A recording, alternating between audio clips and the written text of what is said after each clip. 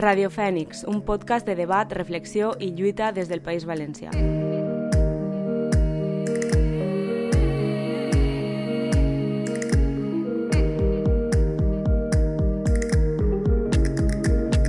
Tot el que està passant a Palestina, l'apartheid, la colonització, el genocidi, però també la resistència, l'esperança i les lliçons, arriba a la resta del món de formes molt diverses. Per una banda, les xarxes socials possibiliten l'arribada d'informació directa i esgarradora. D'altra banda, els mitjans de comunicació de masses tenen la maquinària funcionant com mai, per blanquejar, mentir, amagar i tergiversar la informació. Enmig d'eixes dues realitats i amb el plus de la vulneració dels drets periodístics més flagrant de les últimes dècades, està el periodisme compromès i seriós. El podcast que presentem en este capítol reuneix algunes de les persones que millor representen aquest periodisme digne al nostre país. Lola Bañón, periodista i corresponsal experta en Orient Mitjà i Magreb, autora de Palestins. Olga Rodríguez, periodista experta en Orient Mitjà, drets humans i informació internacional, autora de El hombre mojado no teme la lluvia, Voces de Oriente Medio. Miquel Ramos, periodista especialitzat en extrema dreta i moviments socials, autor de Antifascistas, así se combatió a la extrema derecha en España desde los años 90. Y Tomás Muñoz, activista i periodista del Salto. Aneu a escoltar una taula rodona realitzada a València en el context de la primera escola de primavera de la Fènix, escola temàtica al voltant de la qüestió palestina. Es parlarà de les realitats de Palestina, de les seues implicacions internacionals, de la tasca periodística, de la resistència i de la solidaritat. Fem nostra la causa palestina, no deixem de parlar-ne.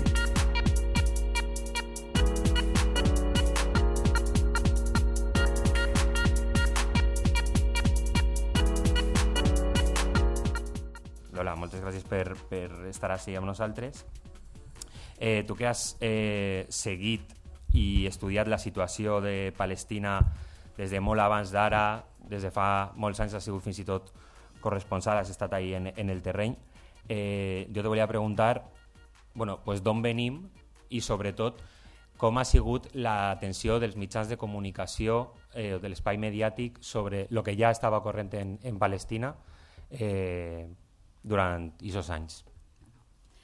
Bon dia a totes i a tots. En primer lloc, moltíssimes gràcies al Centre Octubre, a Miquelet i a tot el grup de persones que haveu organitzat esta trobada i a tots vosaltres, òbviament, un dissabte per al matí.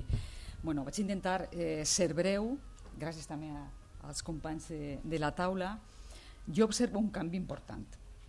Observo un canvi important perquè els periodistes que hem parlat tradicionalment de Palestina, periodistes, acadèmics, diverses persones que ocupaven llocs en la visibilitat pública, hem estat sotmès a una denostació, fins i tot diria una exclusió acadèmica de diferents àmbits. Per què? Perquè la textura mediàtica està dominada per grups de gran influència israeliana, per la propietat de mitjans de comunicació, etc. Què és el que ha canviat en esta situació actual? La dimensió. El que està passant ara en Gaza no és cap novetat. Jo recordo dies de les ofensives del 2014 en 500 morts, en 600 morts diaris.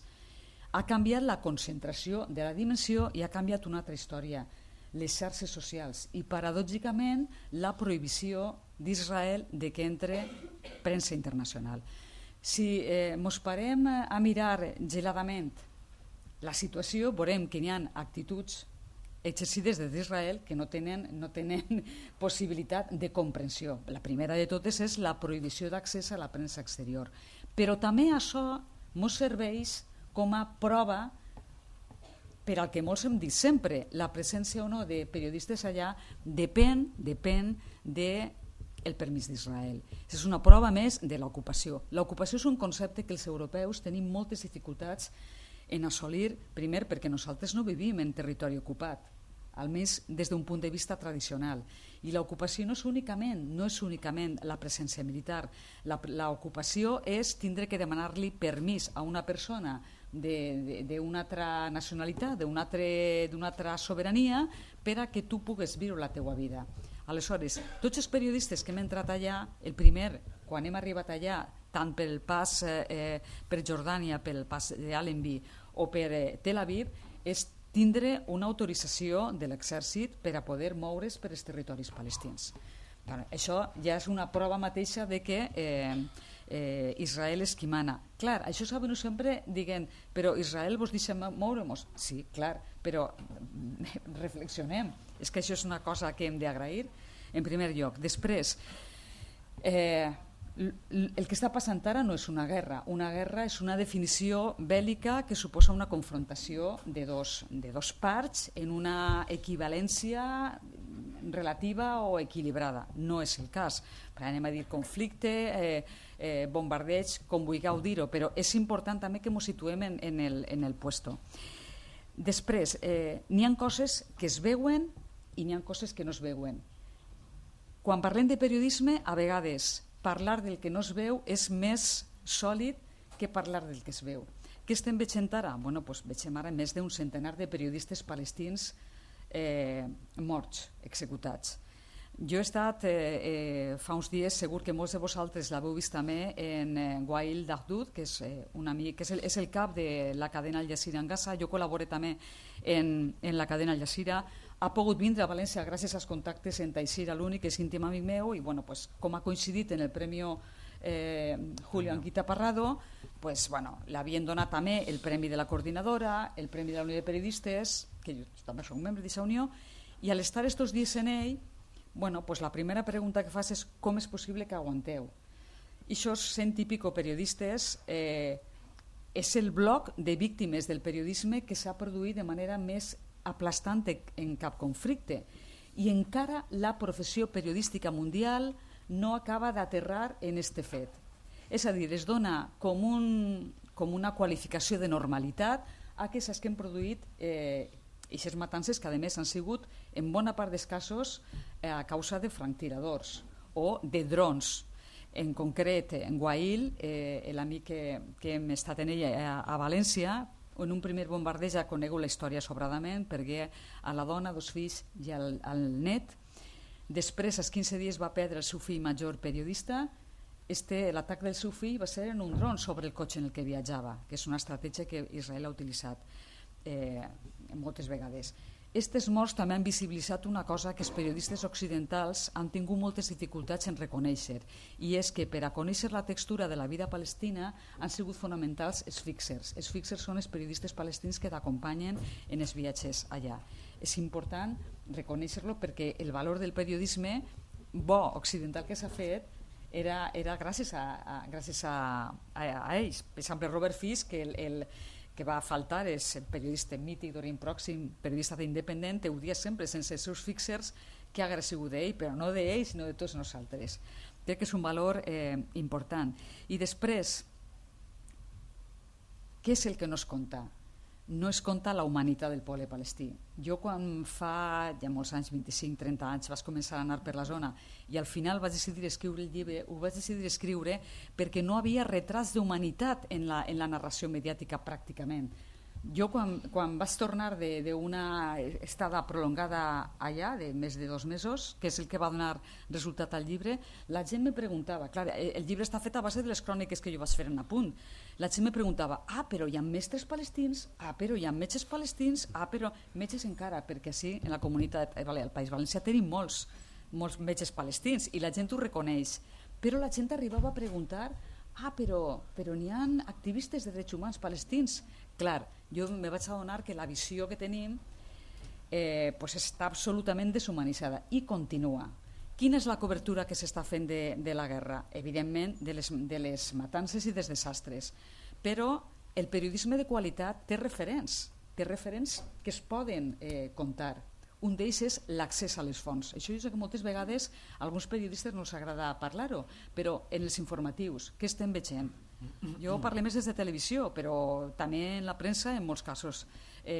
Fons del govern israelià, i això és el que s'ha vist, el govern palestí, jo no he escoltat en 7 mesos que portem d'ofensiva pràcticament parlar a ningú, excepte alguna intervenció de representants de Palestina en Nacions Unides, que ja sabeu el resultat que ha passat, no cal que el repetim.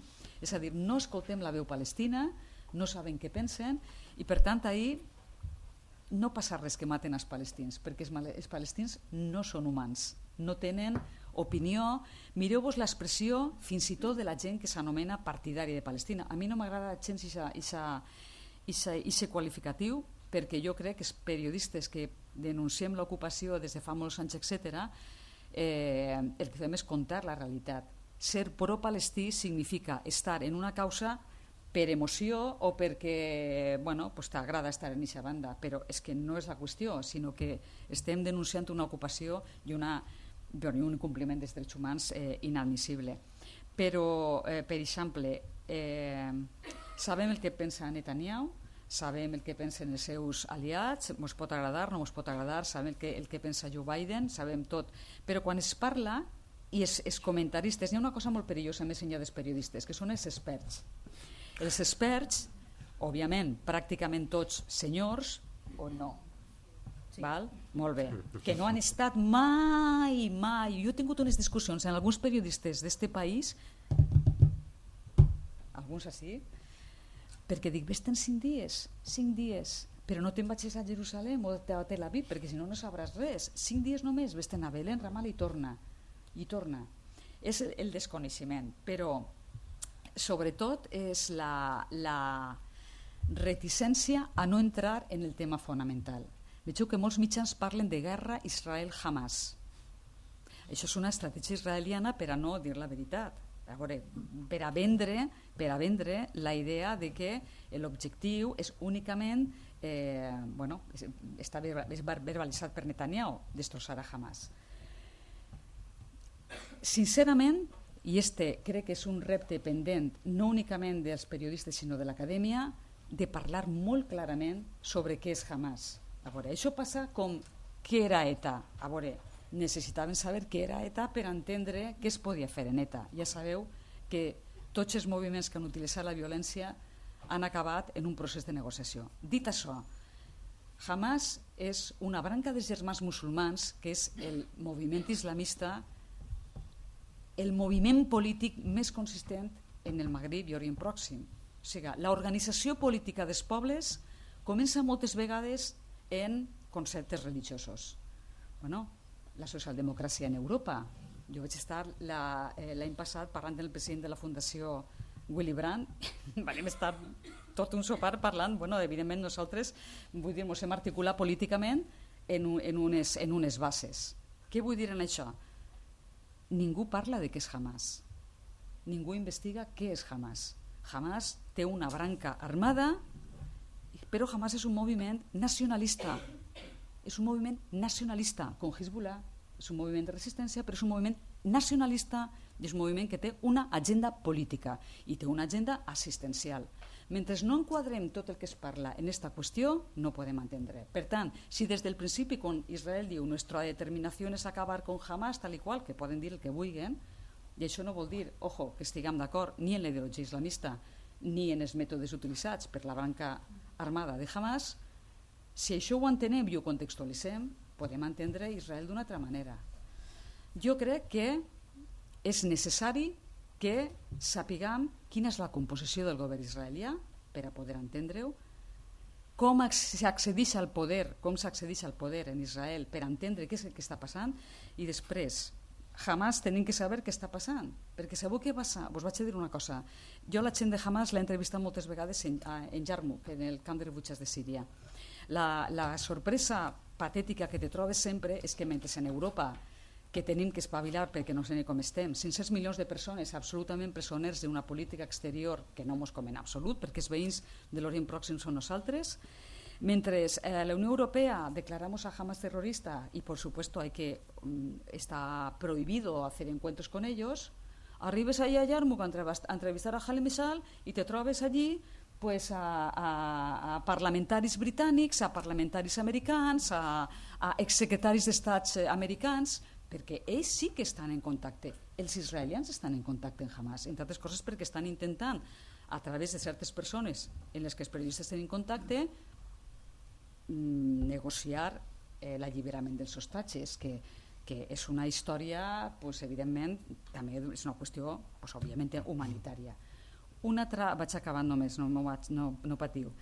Una altra cosa que és molt molesta, és que cada vegada que parlem de Palestina has de fer una declaració de principis de que estàs en contra del que va passar el 7 d'octubre.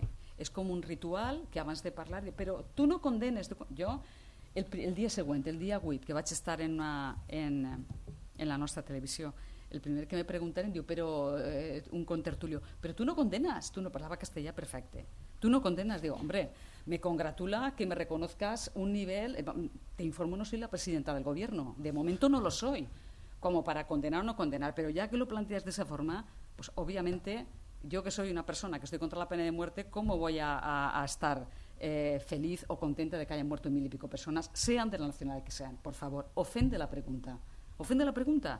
Però dicho esto, dit això, n'hi ha que explicar que no tot va començar el 7 d'octubre. I després només que vull dir una coseta d'esta obligació de tindre que pronunciar-se sobre una condena. Una condena és un acte que fa una persona que té un poder polític per principis i per qüestió jeràrquica. La resta de coses poden fer una declaració moral, que és la que jo, òbviament, faig també. Jo no ni estic contenta de que no estatges, ni estic contenta de que han matat a 1000 i pico persones en Israel. Quina persona normal pot estar contenta de que passen això? Però ahir hem tingut un cabàs de fake news, de males notícies. Tinc quasi un trosset del dia següent. Joe Biden va qüestionar els 2 primers dies d'atac la cifra de morts de Hamas. No hay pruebas de que los palestinos estén diciendo la verdad sobre cuántas personas mueren, perquè no se creien que havia 1000 i pico morts per la part palestina en els primers bombardejos. Això ha evolucionat directament, no? Però ja sabeu les denostacions sobre les històries dels bebès decapitats, etc.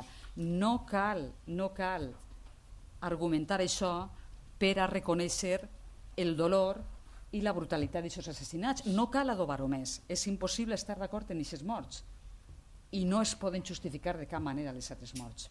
Punto. I jo crec que s'ha produït també una escissió entre els periodistes occidentals important, una escissió important, perquè ara el que sí que notem és que molta gent que estava absolutament en una posició proisraeliana per aquest concepte que n'hi ha de que nosaltres som el món civilitzat, Israel pertany al món civilitzat i els altres són el món no civilitzat on nosaltres no pertanyem, doncs evidentment això no sosté. I ja vaig acabar perquè n'hi ha molts temes inagotables. Espanya té un problema molt particular en la informació entre Israel i Palestina, molt particular. Especialment en televisió. Com sabeu, el periodisme té un problema de precarietat molt important. Sostindre un corresponsal de manera estable, excepte l'espanyola, no n'hi ha cap mitjà que sostinga una corresponsalia estable, i tira mà de persones que parlen bé el castellà i que viuen allí. Què passa? Pues, evidentment són persones bons professionals en bona part, estic parlant del corresponsal de Antena 3, el corresponsal del Mundo, són bons professionals, però evidentment són israelians, i com són israelians, pues, evidentment són ciutadans d'una determinada part, i això no es reprodueix en l'altre puesto, és a dir, que fins i tot sent professionals, torna a insistir de manera molt clara, perquè a més tinc bona relació amb ells, moltes discrepàncies, però bona relació amb ells, però estan parlant des d'una part. I aquest és el problema que té la societat espanyola, que la visió fonamental i en autoritat que tenen forma part d'aquella visió. N'hi ha moltíssimes coses, però únicament crec que, per no dir l'última cosa, com dia al principi, el més important és el que no es veu. Tampoc vegem el que està passant dins d'Israel. Dins d'Israel estan passant coses molt greus, molt determinants. És cert que és una minoria la que se posiciona en contra de la violència contra els palestins, però el país té una situació d'inestabilitat molt gran en la qual també són víctimes els israelians que es pronuncien públicament contra. Ja sabeu que hi ha gent que han acomiadat de les universitats, etc. Crec que també hem de posar el focus en esta qüestió. Gràcies. Gràcies.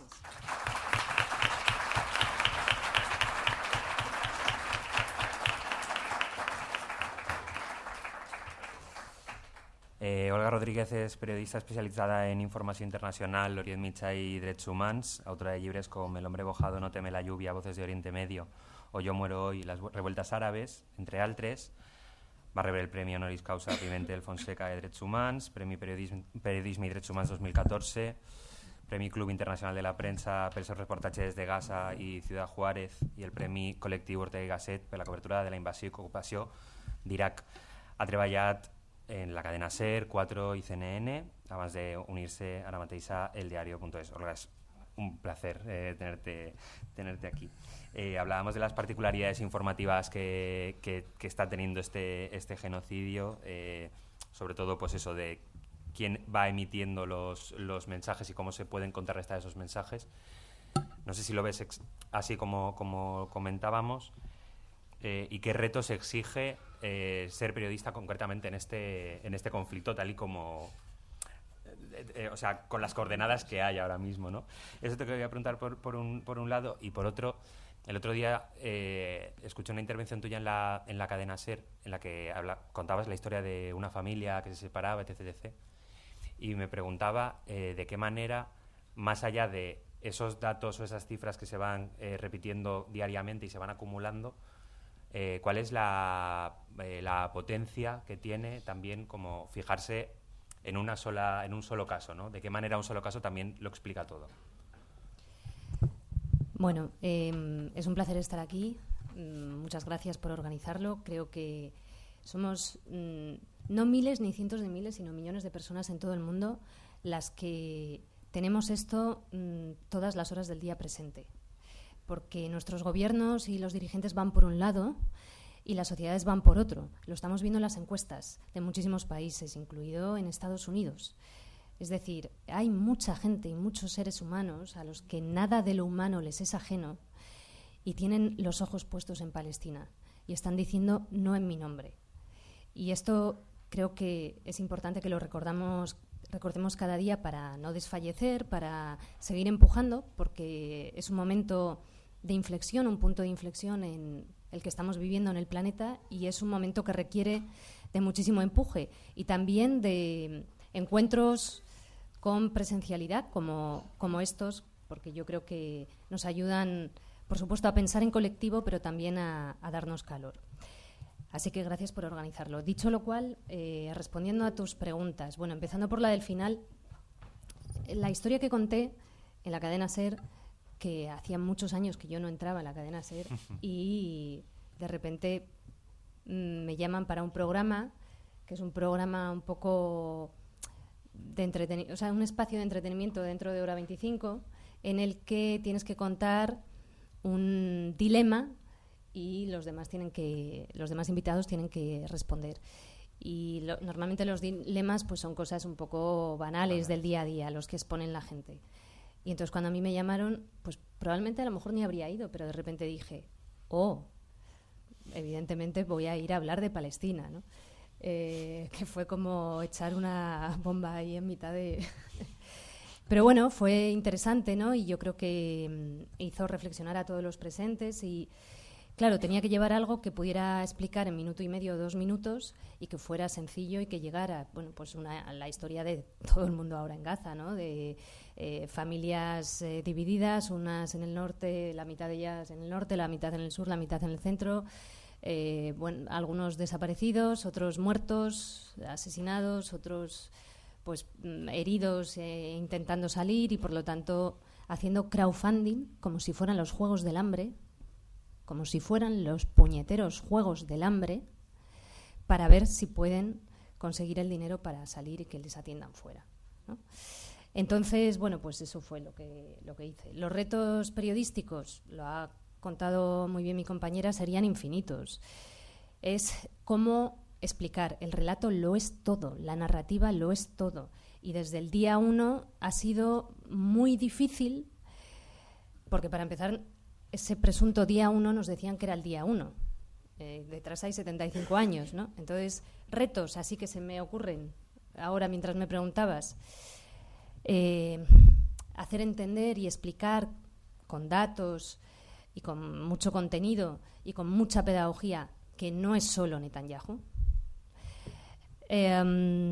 Hacer explicar que no es solo ahora, como decía Lola, se ha concentrado en el tiempo, se ha intensificado en cuanto a cifras, pero forma parte de un plan, de una limpieza étnica, de una ocupación ilegal, de un apartheid, de un colonialismo y de una voluntad de dominio a través de la opresión y del aplastamiento de la población palestina, a la que se niega todos los derechos, se la despoja y se la desposee, y eso lleva ocurriendo décadas. Que no empezó el 7 de octubre, por tanto, que sigue la masacre porque y el genocidio en curso, porque ya no se cuenta, pero todos los días siguen matando a gente, aunque ya no aparezca. Por ejemplo, esta semana, mientras el foco se ponía en Irán, ¿no?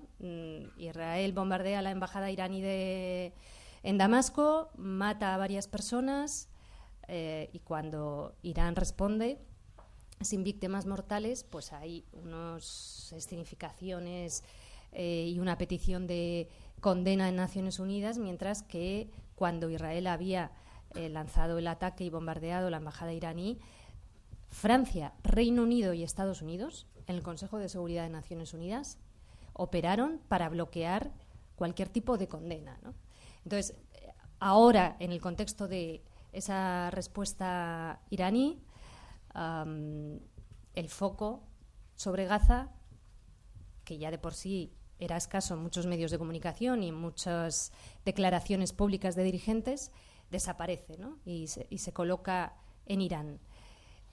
Porque una y otra vez la narrativa por parte de Israel y de sus aliados va a ser extraer de la ecuación a Palestina, ignorarla y borrarla. Y eso es lo que tenemos una y otra vez que dejar claro y que contribuir a que el eje vertebral de todo es la cuestión palestina.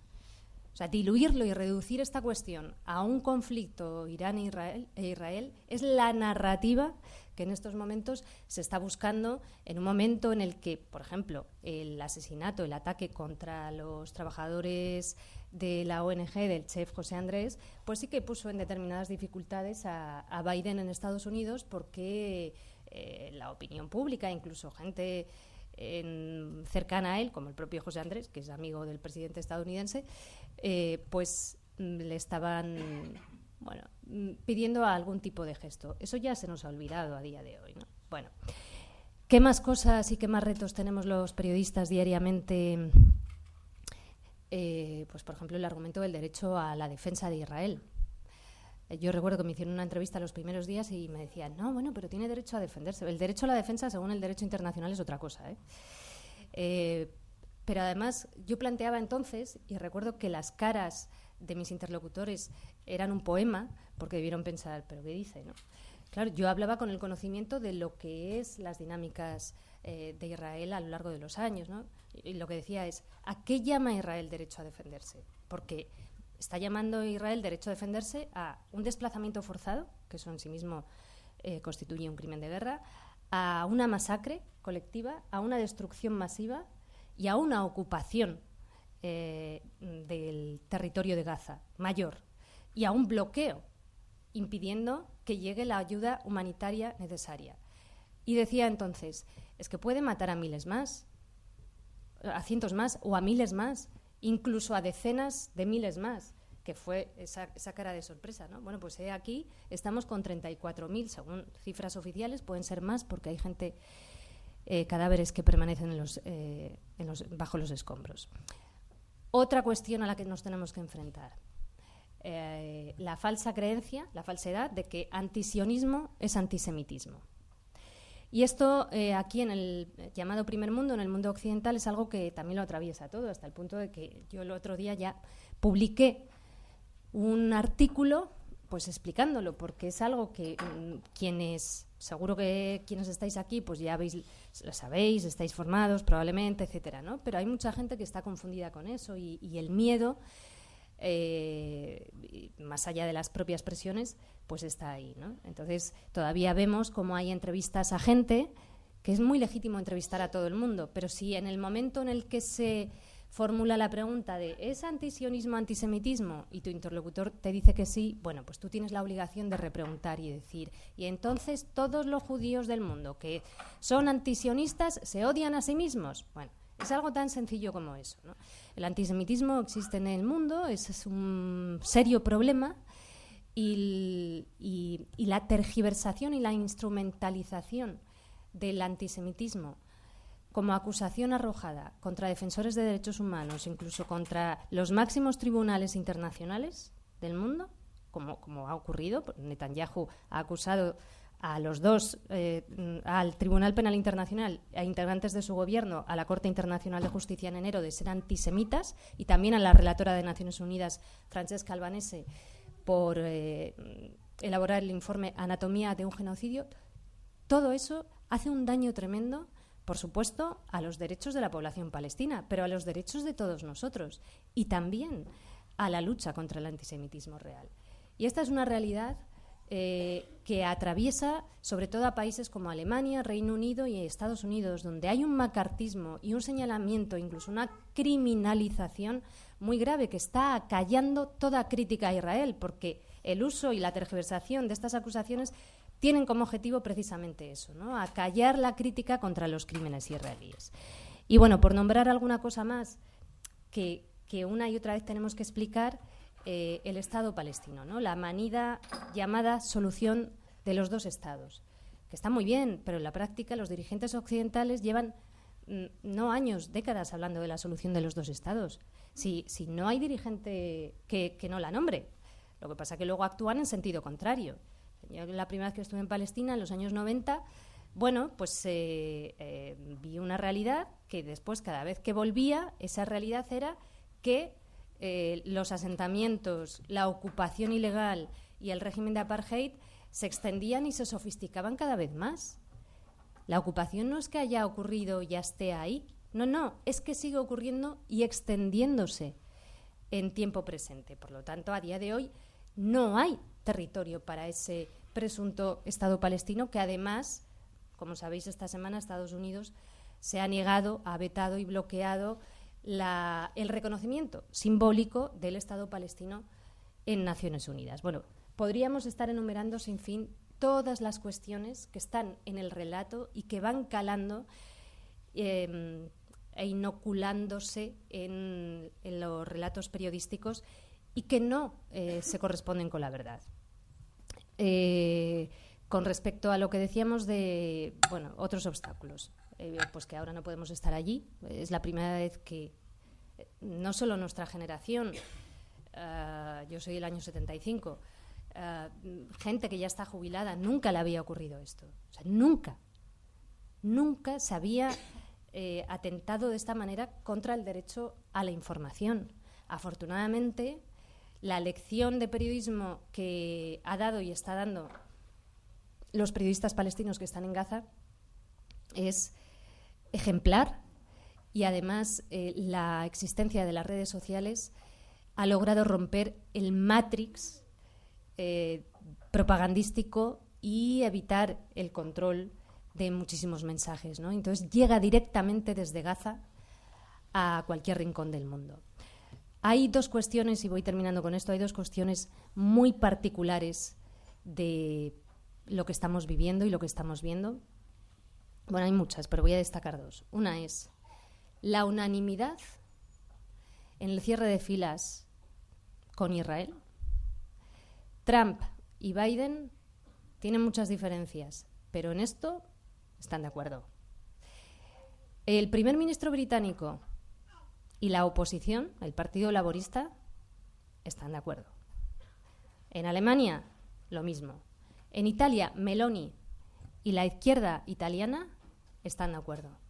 Y en Francia, Macron y Le Pen están de acuerdo. Pero su ciudadanía no, según las encuestas, una y otra vez. Pero frente a, por ejemplo, la invasión ilegal de 2003 en Irak, donde vimos que había una Europa dividida y donde hubo países que defendieron el no a la guerra y que se opusieron a la invasión ilegal de Irak, ahora estamos en otros tiempos, sabemos qué tiempos estamos viviendo, ¿no? Y por otro lado, por primera vez vemos la masacre en tiempo real, en directo, desde cualquier lugar del mundo, y a pesar de conocerla con detalle, no se para, y buena parte de los gobiernos occidentales la aplauden, la apoyan o callan o no adoptan ninguna medida de presión necesaria para que Israel cambie. Las medidas de presión, luego si queréis hablamos de ellas, porque hay muchísimas vías. Esto es lo que Naomi Klein ha llamado el genocidio ambiental, haciendo referencia a la película de Jonathan Glazer, judío británico que este año ganó el Oscar a la mejor película extranjera, que al recoger el Oscar, en su discurso hizo una reflexión diciendo que se negaba a que la ocupación secuestrara su judaísmo y el holocausto. Y ante ello, por supuesto, también ha recibido multitud de críticas y ha sido también tachado de antisemita el judío. Entonces, la película La zona de interés, si no la habéis visto, es pues un comandante de Auschwitz que vive al lado del campo de concentración y viven ahí en una casa majestuosa toda su familia, feliz por tener una casa así estupenda, y de fondo, de vez en cuando, se oyen todo tipo de ruidos que os podéis imaginar, ¿no? Como un ruido de fondo. Y eso es lo que estamos viviendo aquí. En muchas redacciones, en muchos medios de comunicación, no hay conciencia del momento que estamos viviendo.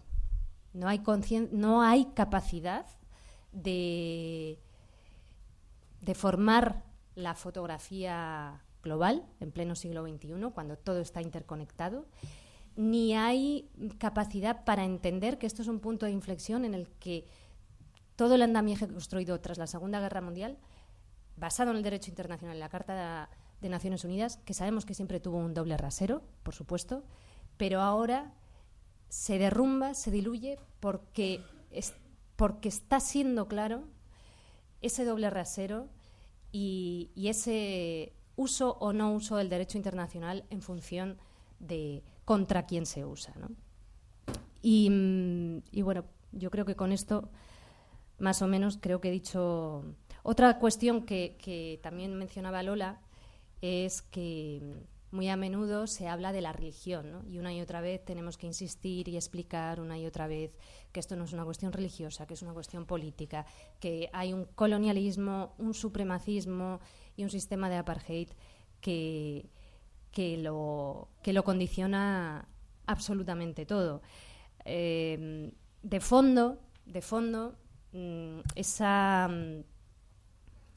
esa explicación que muy a menudo no se encuentra en ningún lado, ¿no? Que es ¿qué es el sionismo a día de hoy dentro de Israel, en la mayoría israelí, y qué supone ser un Estado judío y defender ser un Estado judío? Bueno, pues para seguir siendo un Estado judío, Israel tiene que mantener la mayoría judía, y para mantener la mayoría judía o hace una limpieza étnica como ya hizo en el pasado, o sigue arrinconando, expulsando y negando derechos y, por supuesto, ciudadanía a los palestinos, ¿no? Eso es lo que hay de fondo, y eso es lo que a día de hoy yo creo, y a mí me cuesta más que muchos lectores y que muchos oyentes puedan entender. Y, por último, una idea que estos meses a mí me transmiten muchos palestinos y palestinas a los que entrevisto o con los que hablo, y que yo creo que también aquí seguro que compartimos, ¿no? Que yo creo que somos conscientes de que hoy es la población palestina, pero mañana podemos ser nosotros, que esto rompe todo tipo de líneas rojas y que de alguna manera la lucha por los derechos de Palestina simboliza y representa la lucha por los derechos de todos nosotros y de todas nosotras, en un momento en el que predomina la deshumanización, la criminalización contra los otros y esas tesis que presentan a sectores de la población como población sobrante que puede ser matable. Es decir, por ejemplo, hace año y medio en la cumbre de la OTAN aquí en Madrid veíamos cómo se establecía que la población migrante, que la migración es una amenaza híbrida, que requiere, junto con otros problemas como el terrorismo, como la migración, el terrorismo, que requieren un aumento del gasto en defensa. Esto es comprar el marco de la extrema derecha enterito. Bueno, entonces vivimos unos tiempos de banalidad del mal, como diría Hannah Arendt, en la que se deshumaniza y se considera o se nos quiere convencer de que hay población sobrante, que puede ser la población migrante, la población palestina, pero también la gente pobre de nuestros barrios, o incluso no tan pobre, ¿no? Y este es el momento que estamos viviendo en estos momentos. Todo esto está interconectado. Por eso es tan importante esto de lo que estamos hablando hoy, por eso es tan importante la lucha por los derechos de Palestina. Gracias.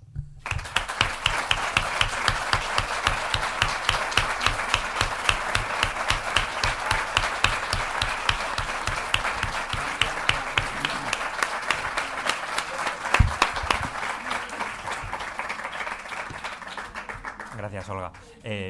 Por lo que decías, en las facultades y en los congresos sobre periodismo se teoriza mucho sobre qué está pasando con la credibilidad de los medios. Es complicado, por lo que dices tú, ¿no? Que desde nuestros móviles estemos viendo continuamente el horror, y cuando pongas la radio, cuando leas un diario, cuando pones la televisión, casi hay medios que hasta lo justifican, y no se esté hablando de cuál es el problema de la credibilidad, ¿no?, de algunos medios de comunicación.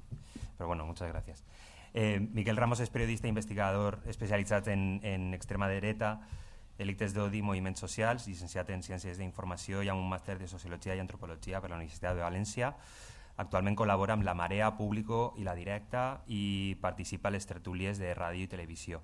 Es autor del llibre Antifascistas, así se combatió la extrema derecha en España desde los años 90, y també del podcast Dios, Patria i Yunque. És membre de Unió de Periodistes Valencians i del grup de periodistes Ramon Barnils. Gràcies, Miquel. Tu has seguit molt de prop els discursos de l'extrema dreta i dels mitjans de desinformació. Quina ha sigut l'estratègia? I després, quin és el nexe entre Israel i l'extrema dreta europea? No? Perquè teníem com el pensament, no?, de que extrema dreta i antisemitisme, simplement, tot això pues, se fa molt més complex a l'hora de parlar d'este genocidi. Aleshores, bueno, parla'ns un poquet d'això.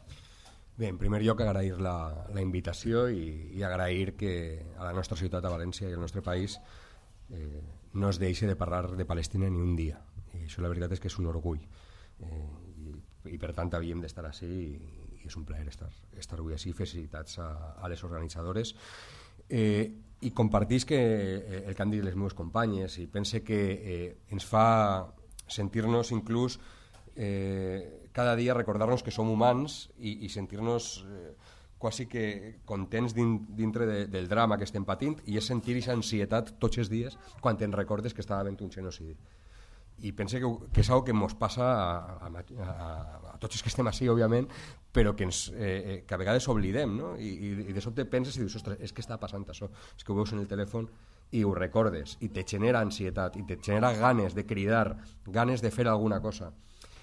I això és positiu, no? No hem perdut aquesta humanitat i pense que això ens fa, com deia Olga i com deia Lola també, veure que la societat va per un altre camí per el que van les nostres institucions i els nostres governants, no?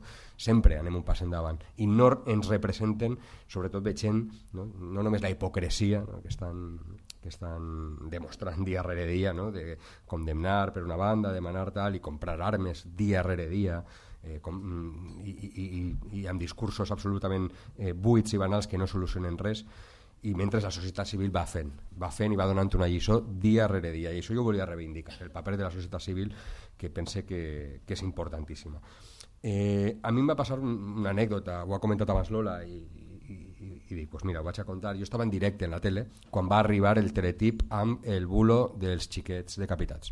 Jo estava en directe, en una tertúlia, i ho van passar de sobte per la taula de anem a parlar d'això, que ha hagut una notícia de que n'hi ha no sé quants xiquets decapitats en Israel. I estava jo amb altres periodistes i amb una periodista del diari.es, no? I tant ella com jo vam dir, és un bulo, no podeu donar bola a un bulo que t'acaba d'arribar un teletip de l'exèrcit d'Israel en plena ofensiva. No pots fer això, has de contrastar la informació, has d'esperar-te, no fa falta que ho publiques ara. Bueno, lo tenemos que dar, y lo dieron. Después nos van a desmentir, pero lo dieron, no? Això genera també als professionals una desafecció de la professió. Dius, és que dona igual, era en la meitat de la taula t'estaven dient no ho dones, espera, t'acaba d'arribar, és un teletip d'una agència que és de l'exèrcit d'Israel, espera't un moment, no, dona igual, prima la immediatesa, prima l'espectacularització de la informació, prima l'emoció, no la reflexió. Per això és tan fàcil que el missatge d'Israel cale i arribe, no? Perquè es basa constantment en la emoció, no? En la emoció i en la mentida. Israel menteix sistemàticament, i no passa res. Se demostra que és mentida de los bebès, se demostra que és mentida lo de les violacions, se demostra que és mentida tot una cosa darrere de l'altra, i no passa res. I continuen comprant la font del exèrcit d'Israel, del govern d'Israel, del militar d'Israel, i no passa res. I la professió no fa aquesta reflexió, continua reproduint la versió sense contrastar. Anant a la pregunta sobre l'extrema dreta, que és una de les coses que jo estudie, entre moltes altres, òbviament, no? Però n'hi ha una fundació, encara que està localitzada a Miami, però la seva matriu està a l'estat espanyol, que es diu Friends of Israel Initiative, la iniciativa d'Amics d'Israel. Està liderada per José María Aznar, també està Pablo Casado per ahí, també està gent de Vox, entre ells un dels caps pensants de Vox, que és Rafael Bardají, desconegut però un dels artífecs de Vox, molt amic de Steve Bannon, que suposo que sabeu qui és, de George Bush, bueno, tota aquesta camarilla neocon, artífecs de la guerra d'Iraq i d'impune, absolutament, que cal recordar que el tema de la impunitat és una de les explicacions del per què està passant el que està passant ara, perquè no passa res. Però bueno, esta fundació va fer un informe que és públic, el podeu veure en la seva web, que parla sobre l'extrema dreta, ¿vale? I el paper d'Israel amb l'extrema dreta. Per a resumir, jo vaig fer un fil en Twitter fa temps i de quan en quan el recorde, no? Per a resumir és, sí, són un poco nazis, però són nuestros nazis i estan defensant Israel i el seu projecte polític és el nostre projecte polític, per tant són els millors aliats que podem tenir, literal, és que no s'amaguen, vull dir, no és que jo ara tinga un prejudici cap a Israel, no. És que ells ho posen per escrit i no passa res. Ells venen a dir que el projecte israelià és una cosa que tant acadèmics com periodistes com les persones que s'han preocupat per conèixer què és l'estat d'Israel, la construcció de l'estat d'Israel, més enllà dels successos que hagin passat ara, de la guerra que va passar fa no sé quants, més enllà de tot això, el projecte d'Israel, com a projecte colonial, com a projecte supremacista occidental en Orient Mitjà, que ens oblidem moltes vegades d'explicar més enllà dels fets què significa l'estat d'Israel, no?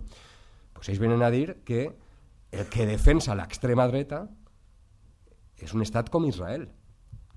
El somni de tota l'extrema dreta occidental és Israel. Ja voldrien ells un estat com Israel a Espanya, a França, a Alemanya, als Estats Units, ètnicament uniforme. Estat jueu. Estat blanc. Us imagineu? Algú diguem, no, és una nació blanca. No, és que estudiem l'extrema dreta, és que compleix a rajatabla tot l'estat d'Israel, el que és un estat supremacista. Ja ho era Sud-àfrica, d'altra manera, no? Ja representava una colònia occidental supremacista, un apartheid, no? Un projecte colonial. Israel compleix. El que passa és que així cal esmentar un altre factor que de vegades se'ns oblida. No és que siga un projecte de l'extrema dreta, és que és un projecte basat en una idea supremacista que té molt a veure en la construcció de la nostra identitat occidental.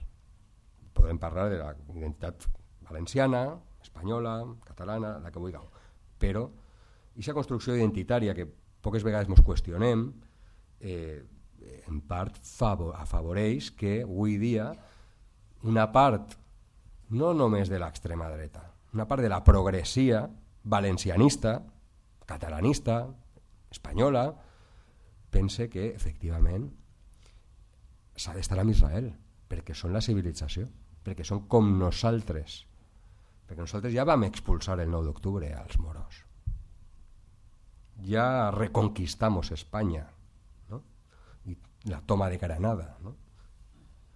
I aquests imaginaris, aquestes fites identitàries que tenim valencians, catalans, espanyols, occidentals en general, són el humus, són la terra fèrtil per a que un tio que és molt progre i molt valencianista, molt catalanista o molt lo que vulgueu, puga estar defensant a Israel obertament, tranquil·lament. Ahí no passa nada, somos colegas, ¿no? I segur que molts podeu dir noms i cognoms d'alguns d'estos, ¿no? Seguríssim, vamos. Per tant, jo no vull donar-li, diguem, a l'extrema dreta tot i ser, diguem, paper protagonista. Òbviament és un projecte d'extrema dreta, no? Tot el que estem defensant, però hi participa altra gent que és igual de supremacista que l'extrema dreta, encara que se diga progre, encara que vota a l'esquerra, encara que represente una opció política que ens agrada més o ens agrada menys. Però també els tenim entre nosaltres, igual que tenim entre nosaltres a gent molt progre i molt masclista, o a gent molt progre i molt homòfoba, o molt islamòfoba, perquè la islamofòbia sí que és el nou antisemitisme. Sí que és el nou antisemitisme. I sí que l'ha sabut utilitzar l'extrema dreta, la islamofòbia, per a convèncer a una part de l'esquerra i una part de la progressia de que el seu problema és les dones que porten vel, no? Perquè estan per civilitzar. I per això hem d'anar nosaltres a Iraq a ensenyar-los el que és una democràcia, o a Líbia, o a Palestina, no? I menys mal que estan els israelians allà i els ensenyen el que és la civilització, perquè com són bàrbars, és que ho pensen realment el que vos estic dient. És a dir, no és que jo estigui fent una caricatura, és que ho pensen, és que ho diuen a Twitter, obertament, amb noms i cognoms. És a dir, no és que jo faci una caricatura, és que ho podeu trobar. Jo perquè es bloqueja a tots, però si no bloquegeu vos ho trobareu dia rere dia, no? Però efectivament, el que deia Olga de l'antisemitisme és una cosa que parlem molt a sovint perquè ens preocupa, perquè els que hem combatut els nazis tota la nostra vida i sabem perfectament el que és l'antisemitisme, quan jo recordo fa uns anys, quan un grup nazi va intentar fer un acte per Palestina i va enganyar a persones palestines per estar allà a l'acte i ens vam posar en contacte tota la gent de la RESCOP, del BDS, etc. i vam aconseguir rebentar aquell acte avisant que amb els nazis no se n'anava a cap lloc. I la comunitat palestina va dir, vale, gràcies per avisar, no sabíem esta gent qui era, amb esta gent no volem tenir res a veure.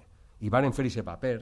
Evidentment que ens preocupa que hi hagi nazis o que hi hagi extrema dreta volent agafar esta causa perquè són antisemites, no perquè són antisionistes. I sabem que n'hi ha gent que s'aprofita d'això. Igual que sabem que n'hi ha personatges avui dia a Twitter que són molt populars i molts de vosaltres, i jo inclòs, he retuitejat alguna vegada perquè no sabia qui era, pues, com el Jason Hinkle, per exemple, no? Que el veureu i que té un xec blau i que és nord-americà i tuiteja molt sobre els Estats Units, i molta altra gent coneguda que són reconeguts extremistes de dretes, neonazis, que s'han apuntat a la festa, però darrere d'això n'hi ha altres històries. I per això moltes vegades hem de fer molta pedagogia de cara cap a dins, perquè això és el que agafarà Israel i dirà, veus, no són antisemites, estan retuiteant a un nazi. Saps? I ahí hem de tindre molta cura, i això sí que és un avís que volia llançar, que aneu molt en compte en algunes fonts que estan molt actives amb el tema de Palestina i que si rasqueu una miqueta, com el Jason Hinkle i com altres, se n'aprofiten de la bona fe de tots i totes nosaltres, i que són uns trumpistes, no? I són gent malvada que està intentant treure profit i diners, perquè recordeu quan a Twitter se monetitza, no? Amb el xec blau, a partir d'aquestes causes. El tema de l'antisemitisme, cal apuntar que Espanya va comprar, el govern progressista d'Espanya, quan estava PSOE i Podemos, va comprar la definició de l'Institut per el Record de l'Holocaust, que va fer una definició d'antisemitisme que inclou la crítica d'Israel com a antisemitisme. I era una estratègia sionista que tots els estats adoptaren aquesta definició d'antisemitisme. Per a què? Per a criminalitzar la crítica a l'estat d'Israel.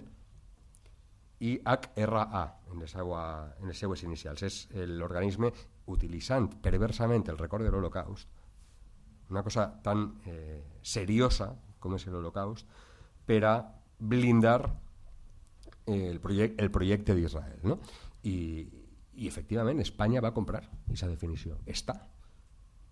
I vaig publicar un article, Olga ho va explicar fa un parell de setmanes també en un article. Això provoca que quan el Ministeri d'Interior posa les xifres d'atacs antisemites incloga este acte d'avui així, per exemple. No? I a mi me sorprèn que no estiguen fent una campanya brutal per a derribar aquesta definició d'antisemitisme que acusa inclús, com deia la companya, als propis jueus crítics amb Israel de ser antisemites. És tremendo, no? Només heu de veure la foto de qui està en les manifestacions en favor d'Israel i qui està fent la campanya per Israel, qui està anant al mercat municipal de Rusafa a prohibir que hi hagi una pancarta en favor de Palestina i qui està demanant que li donin la medalla de Madrid a Israel. L'extrema dreta. L'extrema dreta. I ja està. I els 4 sionistes convençuts per allà. Podríem dir noms, però bueno, no us vull fer propaganda. I òbviament així a l'estat espanyol, en els mitjans de comunicació jo he vist moltes entrevistes a persones jueves, però a cap jueva antisionista, a cap. I n'hi ha, i n'hi ha unes quantes, en conec, al BDS n'hi ha alguna que altra, no? Per què s'oculta sistemàticament els jueus crítics amb Israel? Per què? Perquè el periodisme oculta sistemàticament, no tot, òbviament, perquè en aquesta taula intentem remar en altra direcció, no? Però per què passa això, no? Després, tampoc abans parlàvem de la unanimitat que hi ha en Occident amb el relat israelià, ens oblidem del 80% de la resta de la humanitat. I què diu la resta del món respecte al conflicte? Què diu el que no és Europa i Estats Units? És a dir, que el 80% de la humanitat, què diu? Està en Palestina. No té cap dubte. No té cap dubte. Perquè ens coneix. Perquè coneix a Occident, coneix la hipocresia que tenim, coneix les nostres mentides, coneix que tot el que està passant, ja no només així, però tot el que ha passat aquests últims anys arranca, podríem òbviament anar molt més lluny, però tot el que va significar la invasió d'Iraq, i això les que ho vau cobrir, i la impunitat que va tenir l'haver destrossat la regió, l'haver provocat milions de morts i totes les conseqüències que van venir després, i que aquestes persones continuen impunes. Aznar riguent-se l'altre dia, ahir tranquil·lament, que Israel que ho estava fent molt bé. Impunitat absoluta. Pots provocar milions de morts i no passa res. I no passa res. I aquest és el missatge. A mi aquest missatge, com no voleu que Israel estigui fent el que està fent? Si no passa res. Si n'hi ha carta blanca, n'hi ha via lliure. Anem a fets consumats. Jo vaig tindre la sort de poder viatjar a Palestina l'any 2007, crec que fou, amb una brigada de músics valencians, Pau Abajo, Sobrin Paz, Ses Freixas, després van a Ragosa Sorda, van fer allà una brigada de músics que anàvem als territoris ocupats a tocar allà als campaments de refugiats i a conèixer la realitat i després contar-la quan veníem així. I efectivament ves i conta i mira-ho tu el que passa allà, amb quina banalitat s'expliquen les coses sense haver visitat Hebron. Qui pot anar a Hebron, veure el que passa en Hebron i tornar-se a casa i mantindre el relat com si i parlar de conflicte Israel-Hamas? En sèrio? És insultant, és que de veres és insultant. Qualsevol que hagi pogut visitar Palestina i veure el que passa sobre el terreny, veure les notícies te genera una ansietat i una mala hòstia que és que no ho pots te peta el cap, és que és terrible. Si teniu ocasió, aneu. Cada vegada serà més difícil, me temo que va ser cada vegada més difícil poder entrar, no? Però al final, no? És com la campanya aquella que feia, no? Ven y cuéntalo, no? Pues sí, ven y cuéntalo. El tema de la desinformació. òbviament, no? Ja no és només l'exèrcit d'Israel que mentís sistemàticament, és que damunt les xarxes, no? Sabeu que Israel té un ministeri de la propaganda i té unes inversions multimilionàries per a tractar de contrarrestar l'opinió pública favorable, no, a Palestina o crítica amb l'estat d'Israel. Milions i milions d'euros, de dòlars anual perquè sap que el BDS li fa mal, sap que contar la veritat li fa mal i per tant han de desinformar, han de comprar a periodistes, han de comprar a polítics, han de convidar a persones rellevants allà per a portar-les a Tel Aviv, a un resort, a les seues fàbriques tecnològiques, explicar-les lo avançats que estan i la civilització tan avançada que han construït allà del no-res i malgrat tot, no? I aquestes persones després van així i conten les bondats d'Israel, no? I després pues, les planten un bosc allà, no? En el seu nom i fan cosetes d'estes o les paguen una conferència de 5.000 pavos en Buenos Aires i coses així, no? Així no funciona la propaganda, això és pura guerra cultural, no? Però jo crec que parlem poc més enllà de tots els efectes que està passant amb la devastació que estem veient diàriament a Gaza i la brutalitat i la impunitat amb la que se graven els vídeos, no? Soldats, que és tremendo, no? És un pas més enllà, no? D'aquesta banalitat del mal, és ja, no? És com si haguera hagut, imagineu si haguera hagut mòbils en Auschwitz, no? Imagineu-vos, no? Pues és un poquet això, no? És veure pues, riguent-se i detonant coses i matant gent i aplastant amb el bulldozer a persones vives, no? Etcètera, no? Coses d'estes que dius ens costarà, no? Tot això, i ja veurem d'ací uns anys i sa gent com està, ja veurem d'ací uns anys quan se vegen ells mateixa, perquè aquests vídeos quedaran per a sempre, Papà, què vares fer tu en 2024? Pues mira, estava en un bulldozer aplastant gent viva, saps? Eres tu, papà? Eres tu? No sé, igual ens tocarà recordar-li a la societat, als que estan avui allà, no? Però més enllà jo crec, i crec que parlem poc de tot això, almenys parlem poc nosaltres.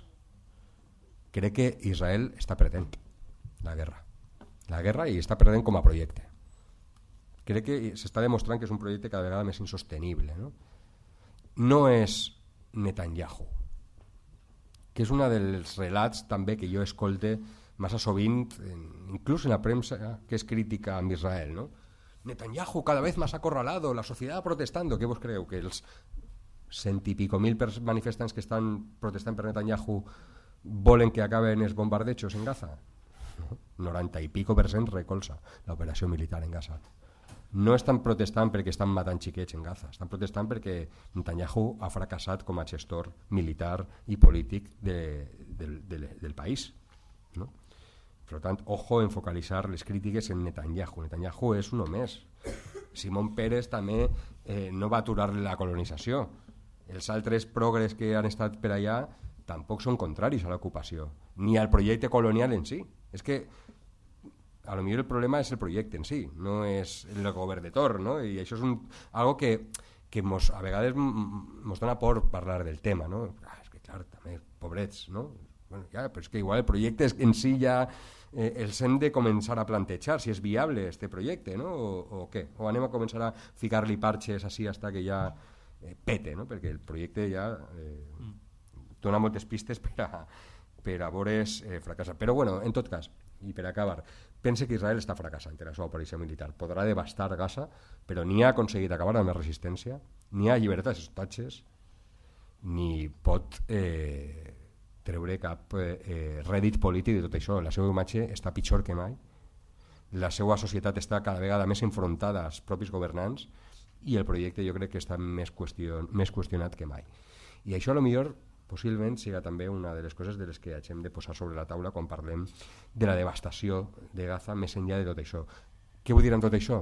Que possiblement, malgrat la destrucció que estem veient, la resistència palestina està aconseguint el que volia. ¿Vale? És a dir, perquè ells no pensen a curt plaç i no pensen en ens massacraran, ja ho sabem que ens massacraran, és que ens porten massacrant 80 anys, no? Que possiblement l'objectiu era un altre, no? Són preguntes que jo llanço una miqueta a l'aire que el temps dirà, però a lo millor també la nostra obligació com a periodistes és plantejar aquestes preguntes, no? Sobre la taula i dir, i si la intenció era una altra, i si el que està passant ho podem veure des d'un altre punt de vista, no? Ja està, gràcies.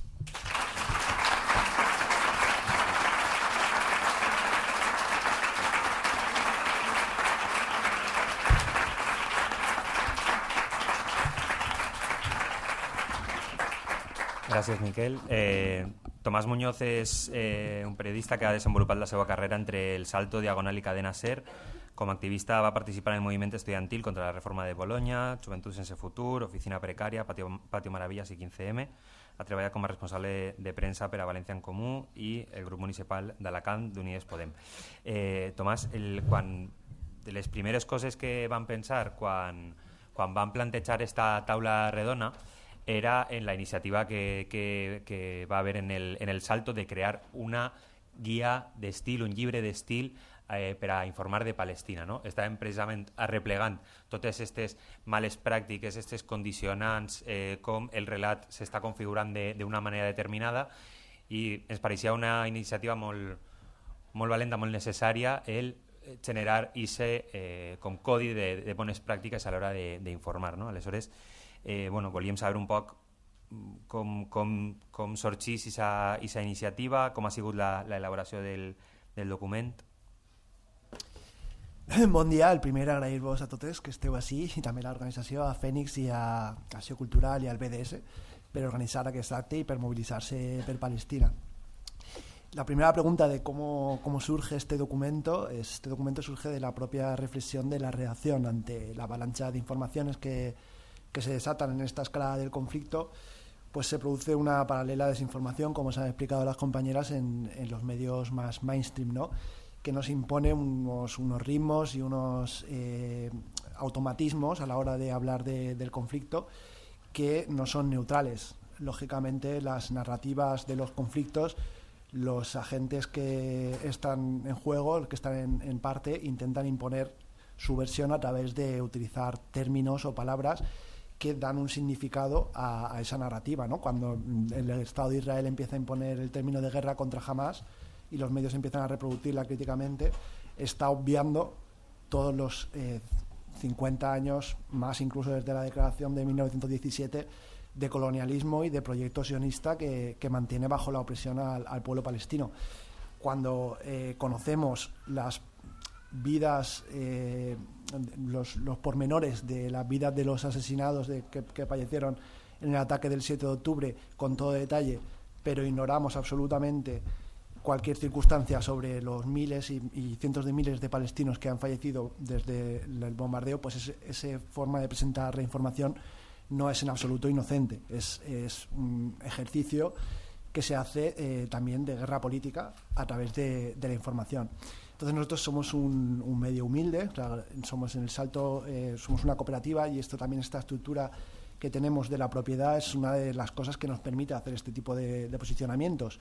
Quiero decir, en los medios empresariales, o con otro formato empresarial, mejor dicho, lo que tienen es unos intereses que representan la propiedad de los medios, y una cadena de mando que va desde los directivos de esos medios a los directores, a los jefes de redacción, hasta los redactores, en el que muchas veces no se tiene ni siquiera que ejercer esa presión de arriba abajo, porque ya los propios redactores saben marcarse los límites de autocensura para no traspasar esos límites, porque saben que está en juego su puesto de trabajo. En El Salto tenemos otra estructura, la propiedad del medio es de nuestras socias y socios, y aparte de los cooperativistas, y entonces esto nos permite tener ciertos espacios de reflexión. Además, en nuestra redacción funcionamos de una forma horizontal, en el que tratamos de generar, a través del diálogo y la inteligencia colectiva, pues procesos de reflexión también sobre nosotras mismas y sobre lo que vamos produciendo, y fruto de estas condiciones surge la idea de generar un libro de estilo para nosotras mismas, pero también para ayudar a nuestra comunidad a detectar esas pequeñas marcas del lenguaje que se producen en los medios mainstream y que inconscientemente nos empujan a reproducir una narrativa que es absolutamente intencionada y absolutamente posicionada. Los medios mainstream han vivido ahora una situación en la que, gracias a las fake news, paradójicamente, todo esto de los fakes de internet e incluso los medios ultras, ¿no? que difunden abiertamente bulos y demás, aparecen otra vez como los garantes de la credibilidad y el prestigio de la información. Pero sin embargo, desde esa credibilidad y de ese prestigio es donde a veces se pueden hacer las manipulaciones más sutiles y por ello más graves. Se refugian como contrapeso a este mundo de fakes, se refugian en auténticos garantes de la verdad. y eso les otorga una posición que nosotros, como medio que intentamos cuestionarnos la producción de la información, vemos que les está reforzando en su narrativa del poder, porque ellos, como han dicho varios ejemplos las compañeras, no cuestionan directamente, difunden las informaciones del Estado de Israel sin contextualizar, sin poner entre paréntesis que no es algo contrastado, sino simplemente dan pie a la narrativa. Eso es algo intencional. Cuando nosotras lo cuestionamos y tratamos de generar a través del uso de términos o palabras que están reflexionados para intentar no reproducir esa narrativa, nos acusan de medio militante. Sin embargo, ellos, que toman partido abiertamente reproduciendo esa narrativa de forma automática y sin cuestionarla, se consideran profesionales, ¿no? Este es un peligro también que hay que alertar, que no solo para la información está el peligro de las fake news, sino el peligro de esta gente, de los grandes medios que se refugian en el prestigio y la credibilidad, y que a través de ese supuesto prestigio y credibilidad nos imponen narrativas que están condicionadas por los intereses de su propiedad, políticos que respaldan, etcétera, etcétera, y en este caso concreto de la guerra que estamos padeciendo, que nosotros también ahora entraré un poquito en los términos que utilizamos, intentamos evitar el uso de guerra, porque como ha explicado bien antes Lola, no es que se esté dando una confrontación entre dos ejércitos por conquistar un terreno, se está produciendo una masacre de un ejército hacia la población civil, que por supuesto puede tener focos de resistencia, porque tampoco queremos negarle la agencia que puede tener Hamás como elemento de resistencia, pero que es tan desigual el reparto de las fuerzas militaristas que en ningún caso se puede hablar de guerra. Y mucho menos, bueno, el término de guerra contra Hamás, pues lógicamente ya se ha hablado, se ha debatido. Sería impensable pensar que Ucrania está en guerra contra Nova Rusia, que es el partido de Putin, ¿no? O sea, nadie dice esa narrativa. Es una manera también de tratar de relegar a los palestinos a una posición subalterna. En este proceso de reflexión, voy a ser breve porque se acaba mal el tiempo, en este proceso de reflexión me quería detener en algunas palabras que se han empleado mucho en los media desde que empezó la crisis, esta última crisis del 7 de octubre, que es, por ejemplo, la palabra rehenes. La palabra rehenes para referirse a las personas que habían sido capturadas por Hamás y llevadas al territorio palestino. Rehén ya te da una connotación de que es una persona que ha sido, digamos, retenida contra su voluntad por un grupo que no tiene legitimidad. Sin embargo, sabemos que hay muchos prisioneros palestinos, en concreto he leído estos días que en el caso de los hombres 2 de cada 5 han pasado por las cárceles de Israel, que también son detenidos sin ningún motivo y se les llama presos. ¿Vale? Son detenidos sin ninguna carga más que ser palestino y sin embargo se les llama presos. A estas personas en ningún momento se les trata como rehenes, ni se les conoce a detalle su vida, ni siquiera nos detenemos en pensar por qué están en las cárceles israelíes. Por lo tanto, desde el principio decidimos no utilizar la palabra rehenes para hablar de estas personas que están ahora mismo bajo custodia de Hamás, porque en un pie de igualdad, como muchos serían prisioneros de guerra. También respecto a Hamás, nosotros intentamos evitar llamarlo grupo terrorista, igual que intentamos evitar hablar de atentados. Es una reflexión que nosotros cogemos de la BBC prestada, porque vamos a ver, el calificar a alguien como terrorista o a un acto de violencia como atentado tiene una connotación que ya te posiciona respecto a ese acto. La BBC desde hace mucho tiempo prefiere llamar combatientes, milicianos, partidarios a las personas que ejercen acciones violentas como un intento de mantener pues cierta objetividad o cierta distancia respecto al conflicto. Nosotros, respecto a las acciones que puedan hacer los movimientos de resistencia palestinos, tomamos la misma decisión. También evitamos calificar como terrorista a las acciones que pueda hacer las FDI o que pueda hacer el ejército israelí, precisamente por lo mismo, por intentar mantener un no posicionamiento respecto a lo que es estos términos que enseguida tienen una carga negativa que condicionan todo el debate posterior. Nosotros intentamos tener en este documento, intentamos realizarlo desde 5 ejes, ¿vale? Yo voy a detenerme un poquito, sobre todo empezando por la mirada anticolonial y antirracista. Este conflicto entre el pueblo palestino y el ejército de ocupación sionista israelí no empieza el 7 de octubre. Es un proceso que se viene dando con diferentes etapas, diferentes episodios. No voy a entretenerme en la historia porque lógicamente aquí estáis bastante al tanto de lo que es la trayectoria, pero que ha tenido diferentes fases de un desarrollo colonial racista respecto a lo que es la población palestina autóctona por parte del ejército sionista. No se puede reducir nada más que a la última etapa del conflicto, que es esta de la ofensiva militar del ejército sionista respecto al territorio ocupado de Gaza, ¿no? Entonces, intentar tener esa mirada profunda, de largo recorrido, respecto a lo que ha venido sucediendo en las últimas décadas entre el Estado sionista de Israel y el pueblo palestino. También intentar poner el foco en los movimientos de resistencia y de solidaridad. Me refiero tanto dentro de lo que es nuestro espacio, lo que es el ámbito de cobertura que tenemos, que es el Estado español, la Unión Europea o a nivel internacional, tanto también sobre el terreno. Intentamos hacernos eco en la medida de nuestras posibilidades de los propios procesos que tienen los palestinos para tratar de organizar su resistencia y para tratar de tener su agencia política. Nos parece súper importante.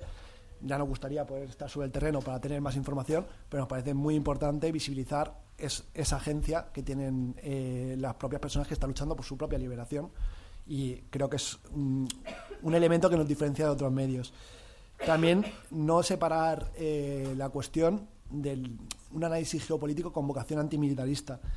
En El Salto nos posicionamos como un medio en favor de la paz, que bueno, no tiene mayor sentido si no es una paz antimilitarista, que es una paz en la que hay que tratar de generar escenarios en los que los ejércitos sean menos poderosos y no más. Y en un entorno, en este siglo XXI en el que estamos, en el que crecen las voces de normalización del belicismo, pues consideramos muy importante tratar de poner un enfoque en nuestras noticias que vaya desde el antimilitarismo, también sin perder de vista los intereses económicos que subyacen detrás de ese militarismo creciente en los medios, que a raíz de la guerra que está habiendo entre los ucranianos y los rusos y la guerra que está habiendo en otros espacios más allá de Israel y Palestina, donde lógicamente tenemos puesto el foco, pero hay en el Magreb, hay en el África subsahariana hay otros conflictos, en Sudán hay otros conflictos que están aumentando en intensidad. Se está produciendo una dinámica también de normalización en las opiniones publicadas europeas que nos parece preocupante y que hay que tratar de contrapesar, ¿no? Porque otro de los ejes que tenemos es tratar de hacer un escrutinio crítico de los medios de comunicación. Nosotros tenemos un alcance reducido, somos una página web y una revista trimestral que tenemos las posibilidades que tenemos, pero observamos el resto de los medios que se publican a nuestro alrededor y vemos que hay una difusión acrítica muchas veces de este belicismo y de estas tendencias un poco a llevarnos hacia la inevitabilidad de la movilización en la guerra de nuestras sociedades, y consideramos que es importante también dar herramientas a nuestra comunidad para tratar de diferenciar o de detectar cuando esas maniobras se producen en los medios. También hacer un acercamiento complejo, complejizar al origen de la violencia, porque es evidente que las violencias siempre son algo a evitar, pero es evidente que las violencias no surgen de la nada. Los conflictos, cuando estallan de forma violenta, no es porque haya un maniqueísmo de alguien que es malvado y alguien que es el bueno, ¿no? Las narrativas estas que siempre intentan imponer desde los vencedores, sino que hay ciertas causas subyacentes que conviene analizar y poner el foco sobre ellas. Y bueno, no quiero extenderme mucho más porque vamos un poquito mal de tiempo. Lo único que deciros es que el glosario de términos, por no desglosarlo aquí, lo tenemos colgado en nuestra página web, si buscáis libro de estilo sobre Palestina, y ahí explicamos un poquito más detalladamente las reflexiones de por qué hemos decidido utilizar unas palabras y no otras, y ese proceso entendemos que no es solo para nuestro medio, sino también para intentar dar herramientas a todas las personas que estéis preocupadas por el devenir de Palestina. I con això ja. Esperem que vos hagi semblat interessant. Vos esperem en el proper episodi, les nostres activitats i en xarxes socials. Som la Fènix Universitat Popular.